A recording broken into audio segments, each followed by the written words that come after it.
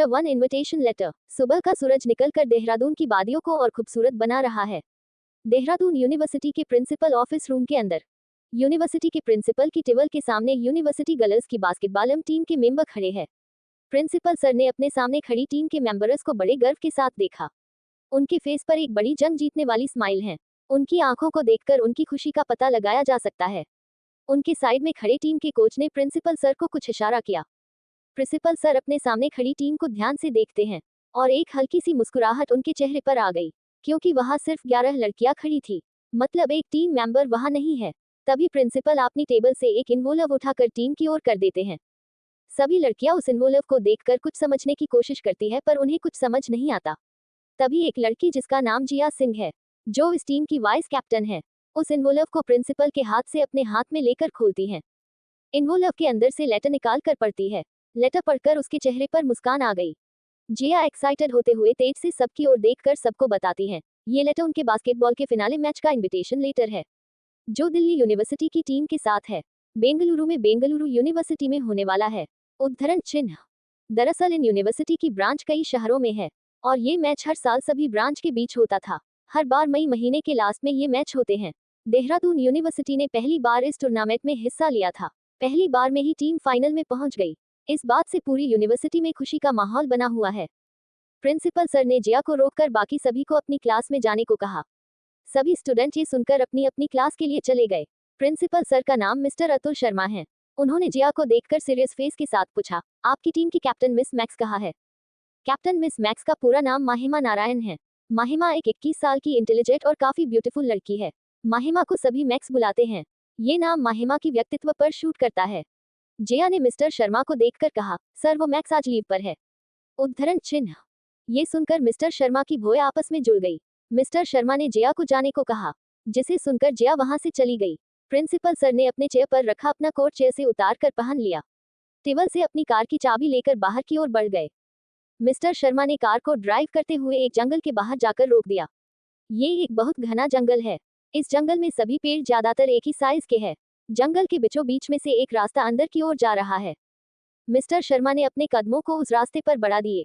Mister Sharma जंगल में आगे की ओर बढ़ते हुए एक मंदिर के सामने पहुंच गए।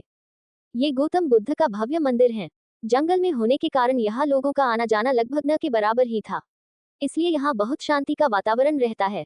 इस जंगल में प्रकृति का सौंदर्य देखने को मिलता है। इस बौद्ध मंदिर के पीछे की ओर एक कमल का बहुत बड़ा तालाब है। मिस्टर शर्मा मादन की पीछे की ओर बढ़ गए। उन्होंने देखा तालाब के किनारे पर एक लड़की बैठी है। मिस्टर शर्मा ने उस लड़की को आवाज लगते हुए कहा, मैक्स। ये सुनकर उस लड़की ने पीछे पलट कर देखा। उद्धरण चिन्ह। 5.6 की हाइट, परफेक्ट फिगर, काली गहरी आंखें। इतनी गहरी आंखों में कोई भी खो जाए। कमर तक के लंबे काले घने बाल, गोरा रंग, चेहरे का एक एक फीचर शार्प और एकदम परफेक्ट। मैक्स स्वभाव से शांत है। मैक्स जल्दी लोगों से नहीं घुल मिल नहीं पाती। मैक्स का स्वभाव कुछ लोगों को छोड़कर सभी के साथ न्यूट्रल रहता है, जिन लोगों में सिर्फ उसके कुछ खास दोस्त और कुछ जान पहचान वाले लोग आते हैं। मैक्स के लुक्स और क्वालिटी के according she is a combination of beauty plus brain, like perfect miss right. उद्धरण चिन्ह। मिस्टर शर्मा उसके पास जाकर बैठ गए। मिस्टर शर्मा ने मैक्स को देखते हुए कहा, बास्केटबॉल टूर्नामेंट का लेटर आ गया है। उद्धरण चिन्ह। मैक्स ने एक हल्की सी आवाज में कहा, ये शाइनो। मैक्स की नजर सामने के शांत कमल के तालाब पर थी। प्रिंसिपल शर्मा ने मैक्स की नजर को फॉलो किया तो वो उस तालाब को देखते हुए कहते हैं, मैक्स क्या तुम्हारा डिसीजन फाइनल है? तुम पक्का वहां जाना चाहती हो? मिस्टर शर्मा ने हल्के से कहा, महिमा तुम मेरे दोस्त की बेटी हो, इसलिए तुम मेरी भी बेटी हो। तुम्हारे पिता और तुम्हारे दादाजी ने इस दुनिया से जाने से पहले मुझे तुम्हारी रिस्पॉन्सिबिलिटी सौंपी थी। 3 साल पहले भी मैंने कहा था कि एक नई शुरुआत करो। शायद तुम्हें अपनी नई शुरुआत बेंगलोर से ही करो। इस टाइम महिमा के फेस पर कोई एक्सप्रेशन नहीं था। तभी मिस्टर शर्मा की आवाज आई, चलो अब कॉलेज वापस चलो, कल तुम्हारी टीम और तुम्हें बेंगलुरु के लिए निकलना है। उद्धरण चिन्ह। महिमा ने एक बार उस बौद्ध मंदिर की ओर देखा। महिमा ने अपने मन में कहा, मेरी नई शुरुआत तो होगी पर कई लोगों के अंत के साथ। इस अंत का आरंभ होगा बेंगलोर से। उद्धरण चिन्ह। अगली सुबह प्रिंसिपल शर्मा के साथ बास्केटबॉल टीम के कोच और पूरी टीम के साथ एयरपोर्ट के बाहर खड़े थे और मैक्स का वेट कर रहे थे। तभी सामने से मैक्स को आते हुए देखा। मैक्स ने आकर सभी को सारी कहा और बताया कि वो अपनी मासी को कॉल करके उन्हें मैक्स के आने का इन्फॉर्म कर रही थी। ये सुनकर सभी लोग अपनी फ्लाई के लिए एयरपोर्ट के अंदर चले गए। To arrive to Bangalore. सभी लोग अपनी फ्लाई में जाकर अपनी सीट पर बैठ गए। कुछ घंटों के सफर के बाद बेंगलोर पहुंच गए। बेंगलोर एयरपोर्ट पर पहुंचकर मैक्स ने अपने फ्रेंड्स और कोच को बाय कहा और एयरपोर्ट की लॉबी में खड़े होकर अपने मासी का बेट करने लगी। मैक्स ने एक वाइट क्रॉप टॉप और ब्लैक शॉर्ट्स पहन रखे थे। सिर पर उसने एक डेनिम कैप लगा रखी थी। उसके लंबे बाल खुले हुए थे, जिससे वो अपने स्लिम फिगर के साथ काफी कूल लग रही थी। महिमा का ध्यान उसके फोन में था। महिमा को किसी ने आवाज दी। उसने सर उठाकर सामने देखा तो ये उसकी मासी थी। महिमा की मासी एक आकर्षक महिला है। इनका नाम पारुल शुक्ला है। ये महिमा की मासी है। उन्होंने महिमा को गले लगाकर हाय कहा। जवाब में महिमा ने भी उन्हें गले लगाया और सिर हिलाकर हेलो कहा। महिमा पारुल जी के साथ उनकी कार में बैठकर पारुल जी के साथ उनके घर के लिए निकल गई। पारुल जी का स्वभाव महिमा के लिए हमेशा एक मां जैसा रहा है। महिमा के ग्रैंड पेरेंट्स की देहांत के बाद पारुल जी चाहती थी कि महिमा उनके साथ आकर उनके घर में रहे, पर महिमा ने मना कर दिया। महिमा नहीं चाहती थी कि उसके कारण पारुल जी पर जिम्मेदारी और बढ़ जाए। पारुल जी के पति एक आर्मी ऑफिसर थे। एक जंग के दौरान उनकी मौत हो गई थी। पारुल जी एक सिंगल मदर है। पारुल जी के परिवार में पारुल जी और उनके के 2 बच्चे हैं। एक बेटा जो 23 साल का महिमा से एज में बड़ा है। उसका नाम आदित्य है, जिसे प्यार से आदि बुलाते हैं, और एक बेटी जो 18 साल की है, जिसका नाम रिया है। रिया इसी ईयर कॉलेज ज्वाइन करेगी। पारुल जी ने रास्ते में महिमा से उसके कॉम्पिटिशन के बारे में पूछा। बातों के दौरान पारुल जी का घर आ गया। पारुल जी ने अपने बेटे आदित्य को आवाज देकर बुलाया और सामान को अंदर रूम में रखने को कहा। तभी आदित्य ने महिमा को देखकर उसे तुरंत टाइटली हक कर लिया। महिमा एक बार पहले भी पारुल जी के घर आ चुकी है, जब महिमा के ग्रैंड पेरेंट्स का देहांत हुआ था, इसलिए आदित्य मैक्स को जानता है। आदित्य को मैक्स का केयरलेस एटीट्यूड बहुत पसंद है, बिना किसी परवाह के अपने मन का करना। मैक्स और आदित्य कजंश के साथ अच्छे दोस्त भी हैं। पारुल जी ने आदित्य को डांटते हुए कहा, छोड़ो उसे, अब अंदर भी आने दो उसे, ट्रैवल से थक गई होगी। ये सुनकर आदित्य ने महिमा को छोड़ दिया। आदिया को याद आया कि मैक्स को पसंद नहीं कि कोई उससे टच करे, और वो तो उससे बहुत देर से हक करके खड़ा है। आदित्य ने पारुल जी को देखकर कहा, मम्मा आपने बताया क्यों नहीं कि मैक्स आ रही है? मैं भी आपके साथ इसे पिक करने एयरपोर्ट चलता। तभी पारुल जी ने कहा, ये तुम्हारे लिए सरप्राइज था। आदित्य अच्छे से जानता था कि उसकी माँ ज्यादातर जरूरी बताना भूल जाती है।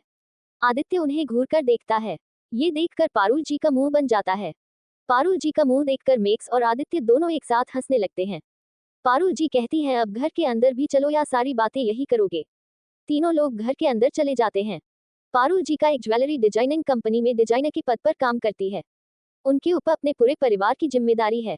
पारुल जी का डेकोरेशन का बहुत शौक है, इसलिए पारुल जी का घर बहुत सुंदर और अच्छे से डेकोरेटेड है। पारुल जी आदित्य को मैक्स को उसका रूम दिखाने के लिए बोलकर खाना बनाने के लिए किचन में चली गई। आदित्य ने मैक्स को उसका रूम दिखाया और उसका सामान भी रूम में रखकर मैक्स की फ्रेश होने के लिए बोलकर चला गया। मैक्स यहाँ नहीं रहती है, फिर भी पारुल जी ने उसके लिए एक रूम रेडी करवाया हुआ है। ये देखकर मैक्स के फेस पर एक छोटी सी स्माइल आ गई। मैक्स ने अपने कपड़े लिए और बाथरूम में फ्रेश होने के लिए चली गई। फ्रेश होकर मैक्स ने अपने फोन से जिया को मैसेज करके बताया कि वो घर पहुंच गई है, और फोन साइड में रख दिया। आदित्य ने मैक्स को डिनर के लिए आवाज दी। आदित्य की आवाज सुनकर मैक्स नीचे डाइनिंग हॉल को ओर बढ़ गई। मैक्स ने किचन में देखा, आदि पारुल जी की कुकिंग में हेल्प करा रहा है। मैक्स बाहर खड़े होकर इस नज़ारे को देख रही थी। पारुल जी ने मैक्स को बाहर खड़े देखा तो इशारा कर उसे अंदर आने को कहा।